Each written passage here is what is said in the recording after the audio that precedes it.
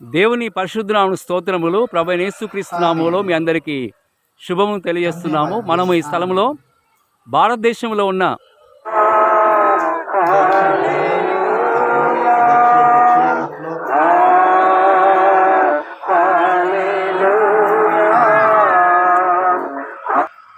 पिलातुस का यीशु से प्रश्न। और भोर होते ही तुरंत प्रधान याजक, प्राचीन और शास्त्रियों ने वरन सारी महासभा ने सलाह करके यीशु को बंधवाया और उससे ले जाकर पिलातुस के हाथ सौंप दिया। और पिलातुस ने उसने पूछा, क्या तू यहूदियों का राजा है? उसने उसको उत्तर दिया, तू स्वयं ही कह रहा है। और प्रधान याजक उस पर बहुत बातों का दोष लगा रहे थे। पिलातुस ने उससे फिर पूछा, क्या तू कुछ उत्तर नहीं देता? देखो ये तुझ पर कितने बातों का दोष लगाते हैं। यीशु ने फिर कुछ उत्तर नहीं दिया, यहाँ तक कि पिलातुस को बड़ा आश्चर्य हुआ।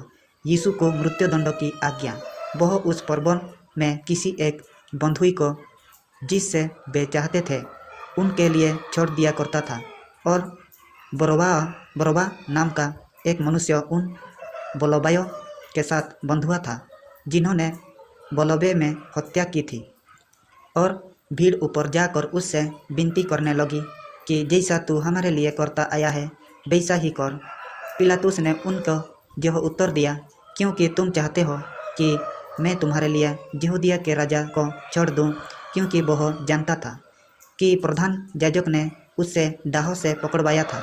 परंतु प्रधान याजक ने लोगों को उभारा कि वह बरब्बा ही को उनके लिए छोड़ दे। यह सुन पिलातुस ने उसने फिर पूछा, तो जिससे तुम यहूदिया का राजा कहते हो उसको मैं क्या करूं?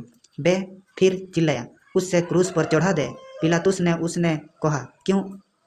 इसने क्या बुराई की है? परंतु वे और भी चिल्लाए, उससे क्रूस पर चढ़ा दो। तो पिलातुस ने भीड़ को प्रसन्न करने का इच्छा से बरब्बा को उनके लिए छोड़ दिया और यीशु को कोड़े लगाकर सौंप दिया कि क्रूस पर चढ़ाया जाए। यीशु का अपमान। सिपाही उसे किले के भीतर आंगन में ले गए जो प्रीटोरियम कहलाता है, और सारे सैनिक दल को बुला लाए। और उन्होंने उसे बैंगनी वस्त्र पहनाया और फोटो का मुकुट गूंथकर उसके सिर पर रखा और यह कहकर उसे नमस्कार करने लगे, हे यहूदिया का राजा नमस्कार। वे उसके सिर पर सरकंडे मारते और उस पर थूकते और घुटने टेकर उसे प्रणाम करते रहे। जब वे उसका उपहास कर चुके तो उस पर से बैंगनी वस्त्र उतारकर उसी के कपड़े पहनाया और तब उसे क्रूस पर चढ़ाने के लिए बाहर ले गए। सिकंदर और रुफुस का पिता समन नामक एक कुरेनी मनुष्य जो गांव से आया रहा था उधर से निकला। उन्होंने उस बेगार में पकड़ा कि उसका क्रूस उठा ले चले, और वे उसे गुलगुता नामक जगह पर, जिसका अर्थ खोपड़ी का स्थान है, लाए और उससे गंधरस मिला हुआ दाखरस देने लगे। परंतु उसने नहीं लिया। तब उन्होंने उसका क्रूस पर चढ़ाया और उसके कपड़ों पर चिट्ठियाँ डालकर कि किसको क्या मिले उन्हें बांट लिया। और एक पहर दिन चढ़ा था जब उन्होंने उसको क्रूस पर चढ़ाया और उसका दोषपत्र लिखकर उसके ऊपर लगा दिया गया कि यहूदियों का राजा। उससे उसके साथ 2 डाकू, एक उसके दाहिना और एक उसके बाँव, और क्रूस पर चढ़ाया। तब पवित्र शास्त्रों का वह वचन कि वह अपराधियों के संग गिना गया पूरा हुआ।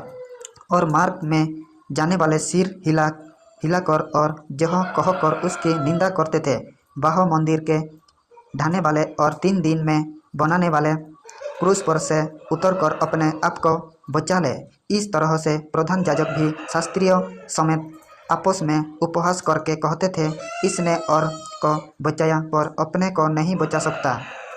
इस इजराइल का राजा मसीह अब क्रूस पर से उतर आए कि हम देखकर विश्वास करें। और जो उसके साथ क्रूस पर चढ़ाया गए थे वे भी उसकी निंदा करते थे।